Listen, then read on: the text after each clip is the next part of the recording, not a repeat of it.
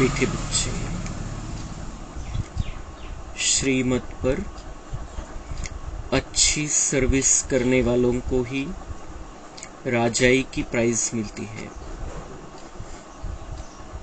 तुम बच्चे अभी बाप के मददगार बने हो, इसलिए तुम्हें बहुत बड़ी प्राइज मिलती है।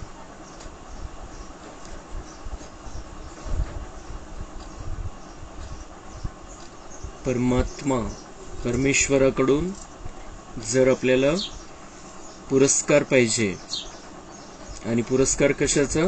राजाई,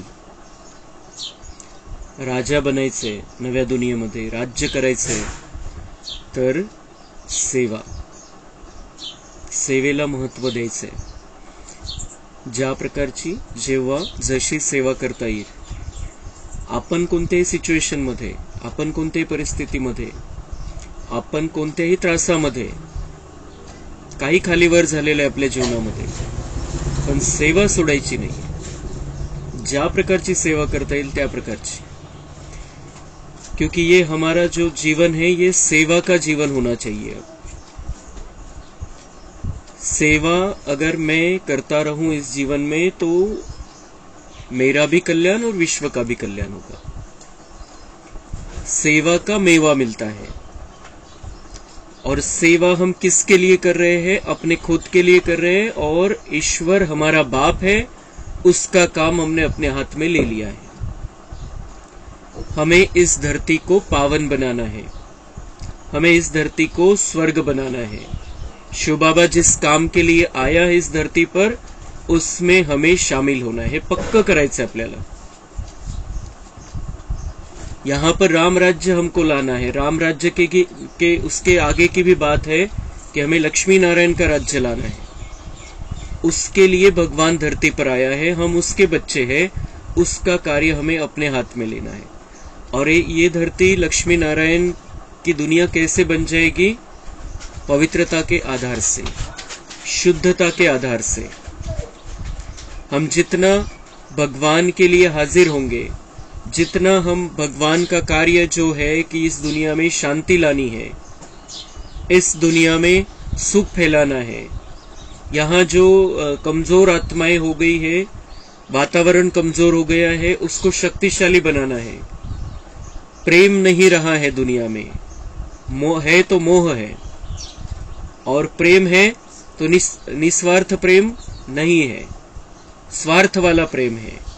कुछ न कुछ मुझे चाहिए तब मैं किसी से प्रेम करता हूं, अशा प्रकारची ही दुनिया झालेली आहे। आणि या दुनियेला निस्वार्थ प्रेमाची, शांतीची, शक्तीची, सुखाची, आनंदाची दुनिया बनवायचं कार्य परमात्म्याने हातामध्ये घेतलेलं आहे। आपण त्याच्या परिवाराचे झालेलो आहे, त्याने आपल्याला दत्तक घेतलेलं आहे। तर आता आपलं जे जीवन आहे हे त्याला अर्पण करून टाकायचं। अब जो भगवान का कार्य मेरा कार्य है, और मेरा कार्य है मतलब मैं आत्मा हूं, मेरा मन बाबा के लिए है। जो कुछ भी सोचना है, जैसे बाबा सोचेगा वैसा मुझे सोचना है। मेरी बुद्धि बाबा को अर्पण। जो योग्य निर्णय है श्रीमत के आधार पर, वही निर्णय मुझे बुद्धि के आधार से लेना है। बुद्धि को बाबा पर टिकाना है, मन को बाबा में लगाना है। ये हमारा ये जो जीवन अगर ऐसा बन जाएगा तो हम जैसे बाबा के मददगार बन गए हैं, खुदाई खिदमतगार बन गए हैं। और फिर ऐसे जो बन जाएंगे इस जीवन में, बाबा म्हणता है वही राजा बनेंगे। सब तो राजा बनने वाले नहीं है। तो अगर हमें राजा बनना है तो हमें ये अपना जीवन जो हम जिस तरीके से जी रहे हैं आज तक, उसको बदल देना है। और अब आज से हमारा जीवन होना चाहिए, भगवान जो कार्य कर रहा है वही कार्य मैंने जैसे हाथ में ले लिया है। आता माझं वैयक्तिक काही नाहीये, डायरेक्ट माझं वैयक्तिक ते ऑटोमॅटिक प्राप्त होणार आहे। ऑटोमॅटिक आपलं भाग्य पॅक होऊन आपल्या सोबत जाणार है।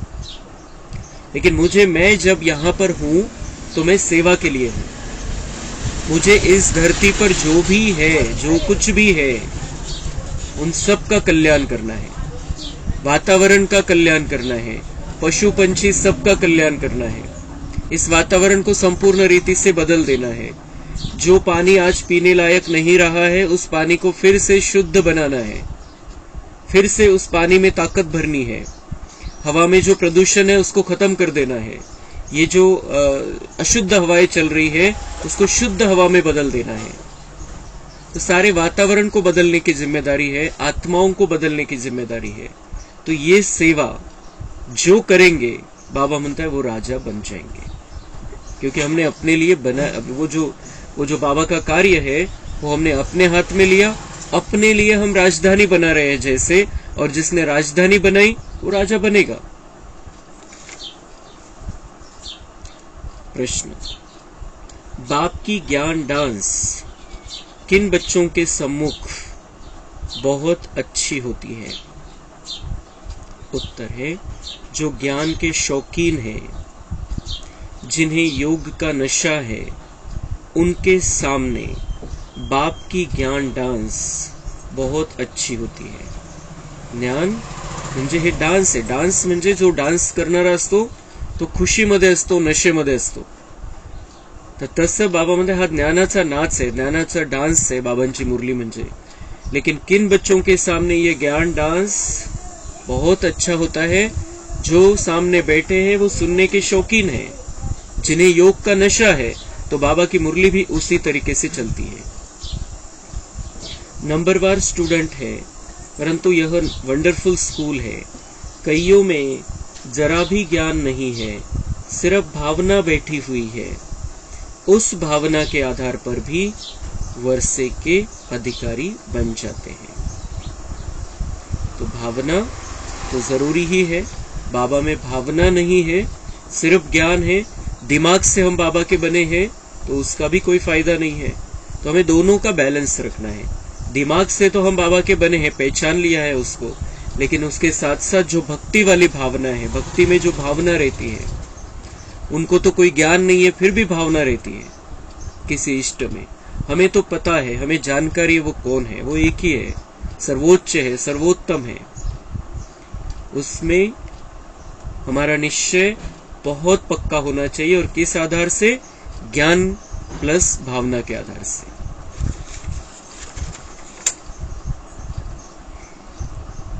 धारणा के लिए मुख्य सार है, आत्मा रूपी ज्योति को प्रज्वलित करने के लिए सवेरे सवेरे याद की यात्रा में बैठना है।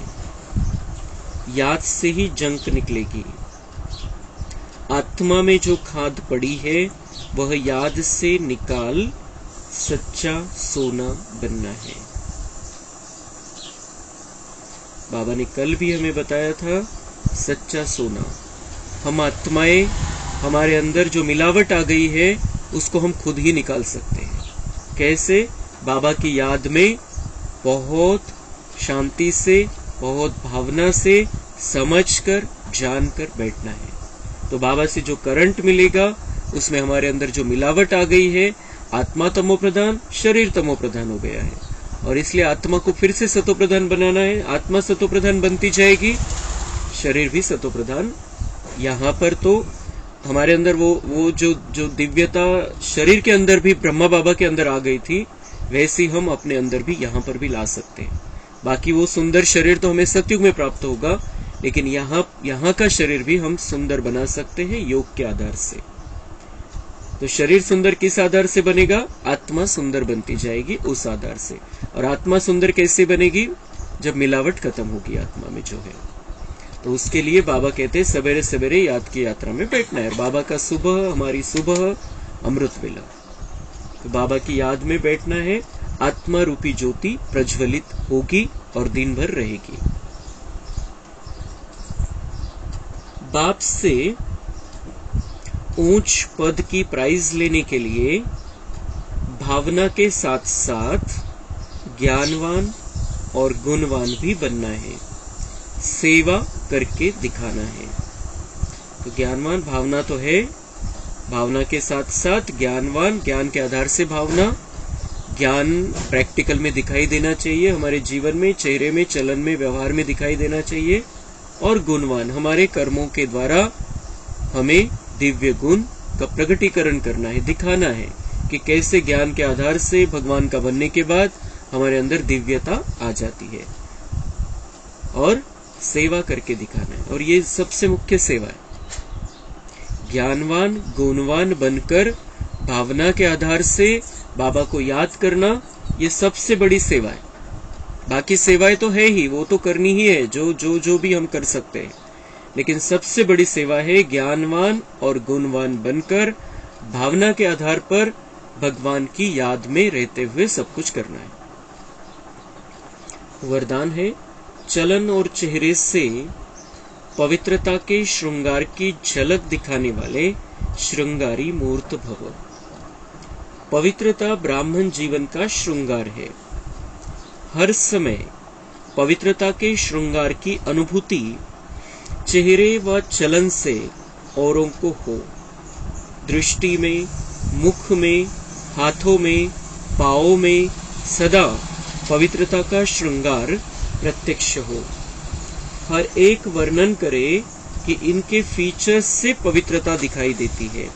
नयनों में पवित्रता की झलक है, मुख पर पवित्रता की मुस्कुराहट है, और कोई बात उन्हें नजर न आए, इसको ही कहते हैं पवित्रता के श्रृंगार से शृंगारी हुई मूर्त। ते शुद्धतेची मूर्ती बनायचे, पवित्रतेची मूर्ती बनायचे। आपण जे काही करतोय, जे काही बोलतोय, जे काही ज्या स्थितीमध्ये आपण आहे, त्या सगळ्या स्थितीमधून सगळ्यांना ही भासना आली पाहिजे की ही पवित्रतेची सजलेली अशी मूर्ती आहे। मंदिरामध्ये तर निर्जीव मूर्ती आहे, ही चालती फिरती मूर्ती आपण बनायचे। सगळ्यांना ही भासना आली पाहिजे कि ये सज गए हैं शुद्धता से, इनके अंदर कोई अशुद्धता नहीं है, कोई खराबी नहीं है।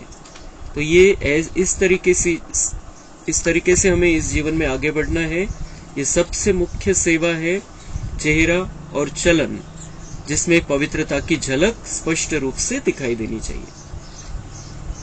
स्लोगन है, व्यर्थ संबंध संपर्क भी अकाउंट को खाली कर देता है, इसलिए व्यर्थ को समाप्त करो। व्यर्थ संबंध संपर्क, ज्याच्यातून कुठली प्राप्ती नाही, आपण सेवा करू शकत नाहीये त्या ठिकाणी। व्यर्थचा संबंध संपर्क, ज्यांच्या कॉन्टॅक्ट मध्ये आपण येतोय त्यांची सेवा जर होत असेल आपल्याकडून, एकतर ज्ञानाच्या आधाराने सेवा किंवा मग आपल्या कर्माच्या द्वारे, कि उनको ये दिखाई तो दे कि इनके अंदर बहुत सारे गुण हैं, और किस आधार से आए हैं, ये मुरली सुनते हैं, ये कहते हैं कि हमको भगवान पढ़ाता है, इस आधार से इनके अंदर ये गुण आए। कुछ न कुछ उनके मन में ये बातें आती रहनी चाहिए। तो जहां पर भी है, जिनके भी कांटेक्ट में हम हैं, उनको ये पता चलना चाहिए, उनको ये समझ में आना चाहिए कि ये कुछ अलग कर रहे हैं, कुछ नया कर रहे हैं, और हम आज नहीं कर सक रहे लेकिन हम करेंगे जरूर, हम भी इनके जैसा बनेंगे। तर तो जो कांटेक्ट है, तो जो संबंध संपर्क है, तो वेस्ट नहीं है। लेकिन जहां पर हमें लगता है कि इनको कुछ समझ में ही नहीं आ रहा है, या इनको कुछ लेना देना नहीं है कि गुणवान बनना है, बहुत अच्छा शांति होनी चाहिए हमारे जीवन में, इनके जीवन में शांति हमारे जीवन में भी हम ला सकते हैं, त्यांच्या मन आपल्याला लक्षात येतं कि त्यांना काय वाटतंय आपल्याविषयी, आपल्या जीवनाविषयी। तो अगर हमें पता चलता है कि उन्हें कोई इंटरेस्ट नहीं है इन बातों में, तो ऐसा जो संबंध संपर्क है, ऐसा जो कॉन्टॅक्ट है, वो व्यर्थ है। तो बाबा म्हणतात, असा जो व्यर्थचा कॉन्टॅक्ट मध्ये तुम्ही राहताय, ये तुम्हारे अकाउंट को खाली कर देता है। त्यांच्या संबंध संपर्कामध्ये न राहता आपल्याला माहिती आहे की यांना काही याच्यामध्ये इंटरेस्ट नहीं, तो हम उनको सकाश तो दे सकते हैं। हम सभी आत्माओं को, पृथ्वी पर जितनी भी आत्माएं, सबको एक साथ सकाश दे सकते हैं, कोई स्पेशल ग्रुप को भी दे सकते हैं, सकाश तो दे सकते हैं हम, पण कॉन्टॅक्ट मध्ये राहून आपला वेळ वाया घालवायचा नाहीये त्या प्रकारे, तेवढ्यापुरतं तेवढं। क्योंकि ये बाबा म्हणते, ये व्यर्थ का जो संबंध संपर्क है, ये अकाउंट खाली कर देता है, हमें जमा करना है। और ये अकाउंट, क्योंकि वो उनकी बातें सुनाएंगे, हम उन्हीं बातों में उलझ जाएंगे। इसलिए बाबा कहता है, अभी संगम का एक एक सेकंड महत्वपूर्ण है, इंपॉर्टेंट है। तुम्हें किस बात के लिए समय देना है, किस बात में समय नहीं गंवाना है, इसका डिसीजन श्रीमत के आधार पर लेना है। अच्छा, मीठे मीठे सिक्के लधे बच्चों प्रति माता पिता बाप दादा का याद, प्यार और गुड मॉर्निंग रूहानी बाप की रूहानी बच्चों को नमस्ते। हम रूहानी बच्चों की रूहानी बाप दादा को प्यार प्यार गुड मॉर्निंग नमस्ते। वाह बाबा वाह, शुक्रिया बाबा शुक्रिया।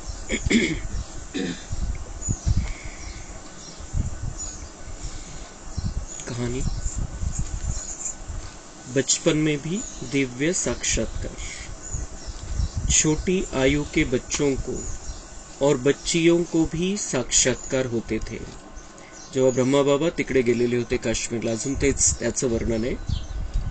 छोटी आयु के बच्चों को और बच्चियों को भी साक्षात्कार होते थे। इस विषय में ब्रह्मा कुमारी हृदय मोहिनी जी लिखती है, गुलजार दादींनी त्याचं वर्णन केलेलं आहे। इकडे काय चाललेलं होतं त्यावेळेला, बाबा जेव्हा तिकडे होते तर शिवबाबा कशी सेटिंग करत होता आपल्या सत्संगाची। एक दिन की बात है कि ओम बाबा को हमारे लौकिक मित्र संबंधियों ने अपने घर में सत्संग के लिए निमंत्रण देकर बुलाया।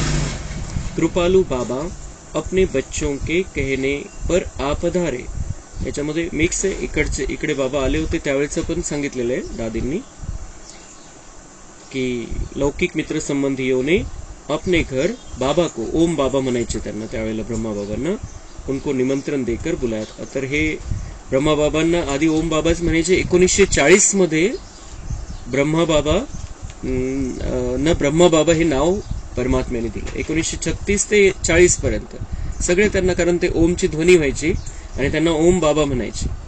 आणि नंतर बाबांनी एक रुक्मिणी बहीण होती त्यांच्या शरीरामध्ये प्रवेश करून मग ती सगळे धारणावाले सगळे काही गोष्टी सांगितल्या आणि त्यावेळेला बाबांनी नाव ठेवलं की ये ब्रह्मा बाबा आहे, ये ब्रह्मा आहे। 1940 मध्ये सांगितलं। त्याच्या पहिले ओम बाबाच म्हणायचे त्यांना। ओम बाबा को हमारे लौकिक मित्र संबंधियों ने अपने घर में सत्संग के लिए निमंत्रण देकर बुलाया था। कृपालू बाबा अपने बच्चों के कहने पर आ पधारे। रोज ही सायंकाल को सत्संग होता था, जहां कुछ ज्ञान युक्त गीत, ओम की ध्वनि और व्याख्यान चलते रहते थे। मेरी लौकिक माताजी ब्रह्मा कुमारी धैर्य पुष्पा, त्यांची माता गुलजार दादींची माताचं नाव होतं धैर्य पुष्पा आणि त्यांना मग म्हणायला लागले ऑलराऊंडर दादी, कारण त्या ऑलराऊंड सेवा करायच्या, सगळ्या प्रकारची सेवा करायच्या, म्हणून त्यांना यज्ञामध्ये मग नाव पडलं होतं ऑलराउंडर दादी। तो वो दिल्ली जोन की इंचार्ज थी, बाद में दिल्ली जोन की इंचार्ज बनी थी। उनको ईश्वरीय प्राप्ति की बहुत ही तीव्र इच्छा थी। वे प्रतिदिन सत्संग में जाया करती थी। मैं तब लगभग 9 वर्ष की थी और घूमने फिरने तथा पढ़ने में ही मग्न रहती थी, इसलिए धर्म की बातों की ओर मेरा ध्यान नहीं गया था। मैं माँ के साथ ही 2-3 बार सत्संग में जाती रही, परंतु वहां भी खेल कूद में ही सत्संग का समय व्यतीत कर देती थी। परंतु एक दिन विचित्र ही बात हुई। तर हे हा गुलजार दादींचा अनुभव आहे, त्या ज्ञानामध्ये कशा आल्या त्यावेळेला। 9 वर्षाची मुलगी खेळण्या कुदण्यामध्ये लक्ष, पण एक दिवस काय झालं मग, त्या 2-3 वेळा गेल्या, त्याच्यामध्ये पण त्या खेळण्याच्या याच्यामध्ये होत्या। पण एक दिन मैं सत्संग के स्थान पर बैठे बैठे अचानक ही ध्यान अवस्था में चली गई। मेरे आसपास जो माताएं बैठी थी उन सब ने यह सोचा कि शायद यह सो रही है। बिल्कुल तल्लीन झाल्या त्या ध्यानावस्थेमध्ये। बाकीच्यांना वाटलं वो नींद में है, परंतु काफी समय से एक ही आसन पर स्थिर बैठे देखकर कुछ एक का मेरी ओर ध्यान गया। जब मैं ध्यानावस्था से उतरी तब ऐसा उन्होंने मुझे बताया। मैं तो इस संसार से परे दूसरे लोक का अनुभव कर रही थी। बाबांनी साक्षात्कार करवला त्यांना पहिल्यांदा। 9 वर्षाची मुलगी। मैंने क्या देखा कि एक बहुत बड़ा हॉल है जिसकी सजावट ऐसे सुंदर है कि इस कलयुगी संसार में वैसी मिलना असंभव है। ऐसे सुंदर हॉल में लगभग 10 वर्ष की आयु वाले सजे सजाए मोहिनी मूर्त श्री कृष्ण अपनी अंगुली से मुझे इशारा कर रहे थे कि आओ मेरे साथ रास करो। 10 वर्ष का जैसे श्री कृष्ण वो रूप। जब मैं ध्यानावस्था से उतरी और स्वयं को शरीर में महसूस करने लगी तो मैं अपने आसपास कुछ माताओं को बैठी देखकर घबरा गई और खूब रोने लगी। मैंने सोचा कि पता नहीं मुझे क्या हो गया है जो ये सब मुझे देख रही है। मेरी लौकिक माता और अन्य संबंधियों ने बहुत प्यार से मुझसे पूछा, तुमने क्या देखा? मैंने कभी भी श्री कृष्ण की मूर्ति की ओर विशेष ध्यान नहीं दिया था, अतः मुझे उनके बारे में यह ज्ञान नहीं था कि ये कौन है। अतएव मैं यह वर्णन नहीं कर सकती थी की किसको देखा। त्यावेळेला दादींना माहिती नव्हतं की हा श्रीकृष्णाचं स्वरूप है। मैंने अनिश्चित सी भाषा में यही कहा कि कोई बहुत सुंदर और बहुत ही सजा हुआ, बहुत ही अच्छा था और मुझे ऐसे बुला रहा था। बचपन की अनजान सी अवस्था में मैंने कुछ वर्णन किया। त्यांना जे वाटलं की खूप सुंदर होता आणि मला बोलवत होता, त्यांनी त्या बचपनाच्या हिशोबाने त्या स्टाइल मध्ये सांगितलं। मेरी लौकिक माता गीता पाठी थी। वे समझ गई कि मुझे श्री कृष्ण या किसी देवता का ही साक्षात्कार हुआ है। इसी कारण श्री कृष्ण और श्री राम के चित्र लाकर मुझे दिखाने लगी और पूछने लगी क्या ये थे। त्यांनी ते चित्र दाखवले त्यांना, श्रीकृष्ण श्रीरामाचं कोणीतरी असेल, कोणाचं तरी साक्षात्कार झालेलं। परंतु मेरे लिए कठिनाई यह थी कि चित्रकार इन देवताओं के जो चित्र बनाते हैं वे कोई वास्तविक चित्र नहीं होते हैं। चित्रकार तो अपना भाव प्रकट करने के लिए जैसा बना सकते वैसा बनाते।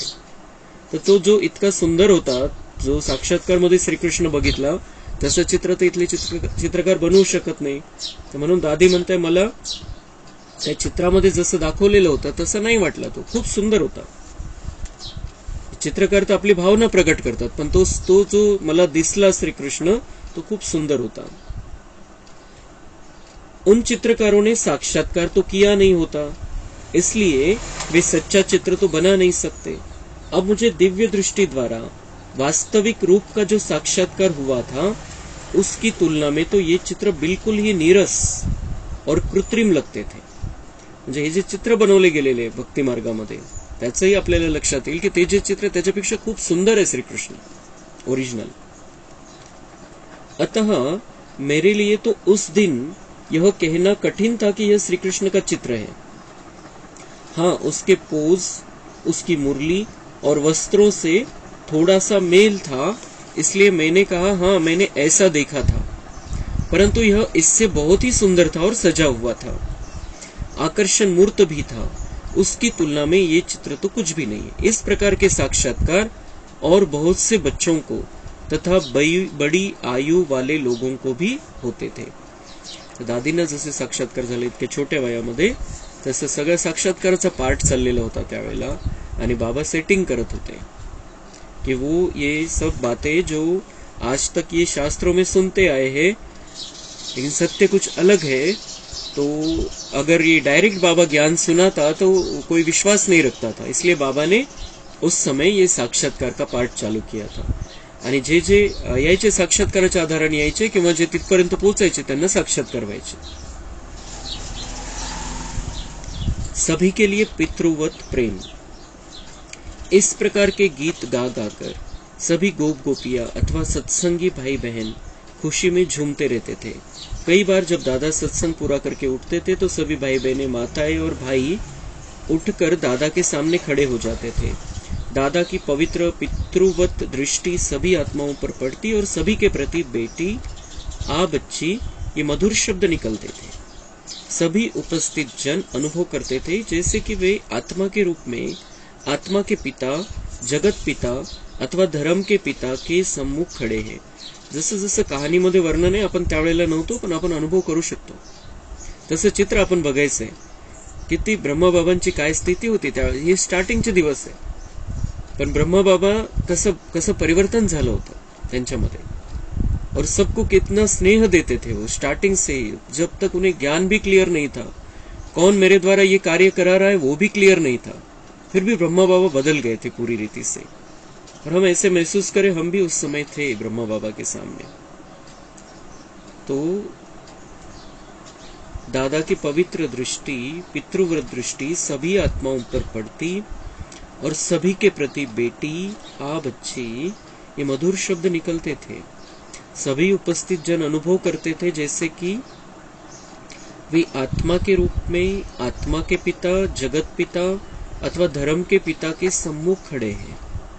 सभी के मन में बच्चों की तरह स्नेह का उद्रेक होता और उनकी अंतश्चेतना बोल उठती कि ये हमारे बाबा हैं। वे सभी उन्हें ओम बाबा कहकर पुकारते थे। कई बुजुर्ग और मुखी या चौधरी लोग जो कि बाबा को पहले से ही जानते थे, वे भी जब बाबा के सम्मुख आते तो ऐसा अनुभव करते जैसे कि बिछुड़े हुए बच्चे बाप से मिल रहे हो। कई माताएं, बहनें अथवा पुरुष जो पहली बार इस सत्संग में आकर सम्मिलित होते, उनको यद्यपि पहले से ही बाबा से जान पहचान नहीं होती थी, तो भी वे जब बाबा को देखते तो उनकी आंखों से प्रेम के आंसू टपक पड़ते और सहसा उनके मुख से नहीं जिगर से बाबा बाबा ये प्रेम से भीगे हुए शब्द निकल पड़ते। ये तो ब्रह्मा बाबांना पण कल्पना नसेल कि क्या हो रहा है, लेकिन शिव बाबा वो सारा ये जो शुरुआत का समय है, इस शिव बाबा ने पूरी तरीके से अपने हाथ में कंट्रोल ले लिया था। और इस तरीके से ये शुरुआत हुई। बाबा के द्वारा इतना सुंदर कार्य भगवान ने किया ब्रह्मा बाबा के द्वारा, लेकिन उनको इस तरीके से तैयार किया, उनको इस तरीके से इस ज्ञान में आगे बढ़ाते गए। बाबा कहते, ओ बेटी, ओ बेटा, बाबा तुम्हारे सामने खड़े बोल रहे हैं, बच्ची क्या कहती हो? बिलकुल पित्याची भासना त्यांना यायची, जसे या पद्धतीचे शब्द बाबांचे निघायचे।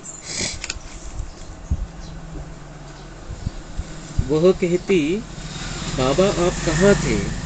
क्या आप हमको भूल गए थे? आप इतने वर्षों के बाद आकर हमें मिले हो। बाबा, ओ बाबा, हम कभी भी आपको नहीं भूलेंगे।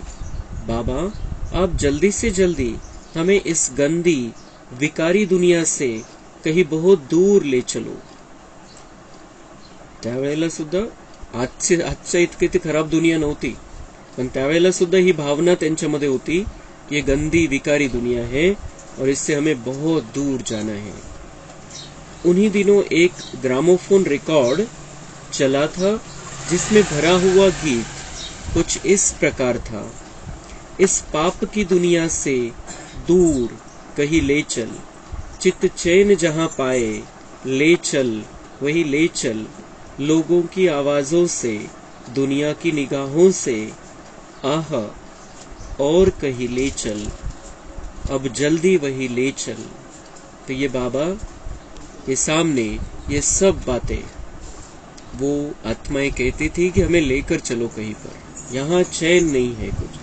त्यावेळेला ते एक गीत बनलं होतं आणि त्या आधाराने बाबांना ते म्हणायचे सगळे, इस पाप की दुनिया से अब दूर कहीं ले चल। अब जब यह गीत सत्संग में आने वाली माताओं कन्याओं ने सुना तो उन्हें ऐसा लगा कि उनके लिए ही परमपिता परमात्मा ने किसी द्वारा यह रेकॉर्ड बनवाया है। त्याच वेळेला नेमकं हे गीत बनलं होतं। त्यामुळे सगळ्यांना असं वाटलं ये हमारे लिए ये गीत बना है, यही हमें अब यहाँ से दूर निकलना है, ये दुनिया रहने लायक नहीं। कधी 1936 मध्ये, आज तर काय हालत झालेली, त्यावेळेला तरी ठीक होतं। यह गीत गा गाकर वे बाबा से कहती, बाबा बस अब हमें अपने साथ शांति धाम ले चलो। बाबा बहुत प्यार से कहते, बेटी, ओ मीठी बेटी, देख तुम्हारे लिए बाबा क्या सौगात लाया है। ये मधुर बोल सुनते हुए गोप गोपियां स्वयं को अंतवाहक शरीर में अनुभव करते तथा दिव्य चक्षु द्वारा वैकुंठ का साक्षात्कार करके अपूर्व हर्ष को प्राप्त होते थे।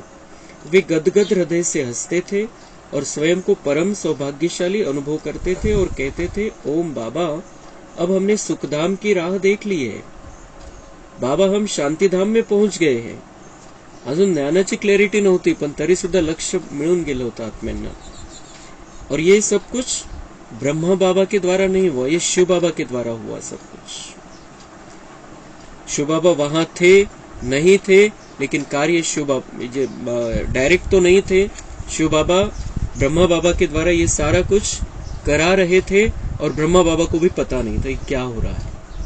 भले ही वो कश्मीर में गए, इधर थे, कहीं भी थे, लेकिन वो अनजान थे कि ये सब कुछ क्या हो रहा है. पण बाबा त्यांना तयार करत होता खूप चांगल्या प्रकारे. बाबा हम शांति धाम में पहुंच गए. बाबा अब हम इस पतित एवं विकारी दुनिया में, इस मृत्यु लोक में नहीं जाएंगे. इस अवस्था से उन्होंने एक मधुर गीत बनाया जिसे वे मिलकर सभा में भी गाते थे. गीत को गाते और सुनते हुए ने ऐसा लगता था कि वे कुंजों की तरह इस संसार से उड़कर बहुत ऊपर जा रहे हैं, निज आत्माओं के धाम को. तर हे खूप सुंदर त्यावेळची ही सुरुवात. आणि हे जाणणं का बरं आवश्यक आहे, कारण हे यज्ञाचं फाउंडेशन, यज्ञाचा पाया आहे. म्हणून ही कहाणी जाणणं आवश्यक आहे की कशा प्रकारची ही सुरुवात झाली. हे असंच कोणीतरी आलं आणि काहीतरी केलं, त्यांनी कोणती तरी संस्था काढली, ये इस तरीके का नहीं है. ये भगवान सब कुछ करा रहा था. कितना सुंदर रीति से उन्होंने इस यज्ञ को रचा है. स्टार्टिंग कशी झाली, मग पुढे कसं विस्तृत हे रूप त्याला प्राप्त झालेलं आहे. पण हे सगळं मुळामध्ये हे झालं होतं, म्हणून आज आपण हे सगळं बघतोय इतका विस्तार. बस इस सुख शांति में जीवन का अनुभव करते करते वे शरीर की सुध बुध भूल जाती थी. वे सारा दिन एक अलौकिक मस्ती में रहती थी. उनके जीवन में सुख और परिवर्तन देखकर शहर के काफी बुजुर्ग पुरुष भी अपने पुत्री पुत्रियों आदि के साथ अर्थात समस्त कुटुंबी सत्संग सुनने आते थे. उनमें भाई रिझुमल जी, भाई रतनचंद जी, भाई दयाराम जी और बाद में भाई विश्व किशोर जी भी थे, जो कि हैदराबाद के प्रसिद्ध व्यक्तियों में से थे और सपरिवार ज्ञान रत्नों को खुशी में और ज्ञानामृत तथा पवित्रता के नशे में उमंग से चल रहे थे. तर हे जोपर्यंत बिलकुल खूप प्युअर धारणेच्या गोष्टी समोर नाही आल्या आणि जोपर्यंत चाललेलं होतं ठीकठाक, ये तब का समय है. बाद में जैसे जैसे वो पवित्रता की बातें, जो बाबा ने जो स्ट्रिक्ट बातें बताई, फिर उसके बाद में विरोध होना शुरू हुआ था. लेकिन ये शुरुआत के समय में, साक्षात्कार के समय में, ये बहुत अच्छी रीति से बाबा ने जो जो आत्माएं आती गई उनको पक्का बनाया था. उस समय सभा की शोभा ऐसी होती थी जैसे कि इंद्र सभा लगी हो अथवा हंसों का झुंड बैठा हो. सभी कन्याएं माताएं जो पहले बहुत ही फैशनेबल थी, श्रृंगार प्रिय थी, हीरे जवाहरात से सजी रहती थी और अशुद्ध खानपान वाली थी, अब वे इस पवित्र गीता ज्ञान को सुनकर अपने आप ही पवित्रता के रास्ते पर आ रही थी. बाबा अथवा पिताश्री के जीवन का सभी पर इतना गहरा प्रभाव था कि उनके प्रैक्टिकल जीवन से प्रेरणा लेकर उनमें भी त्याग की भावना आ गई थी. अचानक ब्रह्मबाबामध्ये असं सगळं परिवर्तन बघून त्यांना पण प्रेरणा मिळाली. ते सगळ्या ज्या त्यांचे नातेवाईक होते, त्यांच्या आसपास राहणारे होते, कारण इतका मोठा हिऱ्याचा व्यापारी आणि इतका बदल झाला त्याच्यामध्ये. ते सगळं त्याने सगळं कामकाज ते सोडून इतकी सुंदर त्याच्यामध्ये ती दिव्यता दिसायला लागली होती. आणि त्यामुळे मग ते ज्या फॅशन मध्ये राहणाऱ्या माता, त्या सगळ्या प्रकारचा बदल त्यांच्यामध्ये पण व्हायला लागला. क्योंकि वो सिर्फ अकेला ब्रह्मा नहीं था, शिव बाबा ने पूरा कंट्रोल हाथ में रखा था उस समय. बाबा अथवा पिताश्री के जीवन का सभी पर इतना गहरा प्रभाव था कि उनके प्रैक्टिकल जीवन से प्रेरणा लेकर उनमें भी त्याग की भावना आ गई थी. अब उन सब का जीवन सादा विचार, उच्च बोल, मधुर दृष्टि, ज्ञानयुक्त और वृत्ति सात्विक होने लगी थी. उन्होंने पवित्र जीवन का अच्छा रस लिया था, इसलिए अब उन्हें काम वासना वाला जीवन, दुर्गंधीपूर्ण, विषैला अथवा पलित जीवन लगता था. ते काम विकारा वाला जीवन आता त्या मातांना दुर्गंधी वालं, विष वालं जीवन वाटायला लागलं होतं. ज्ञानामृत के घूंट भर भर पीने से उन्हें एक नया जीवन मिला था. ज्ञान अमृत मिल रहा था तो वो विष, जो विकार का विष है, वो उन्हें अच्छा नहीं लग रहा था, जिसका निराला ही सुख था. अतः उन्होंने मन ही मन प्रण किया था कि अब ब्रह्मचर्य व्रत में रहकर प्रभु को मन में बसाकर हम योगियों जैसा जीवन व्यतीत करेंगे, घर में रहेंगे परंतु कमल पुष्प के समान जीवन बनाएंगे। हम विकारों की कीचड़ से ऊपर उठकर रहेंगे. त्यांच्या मनाच्या भावना तशा व्हायला लागल्या होत्या. बाकी मग पुढे बघू. अच्छा, ओम शांती.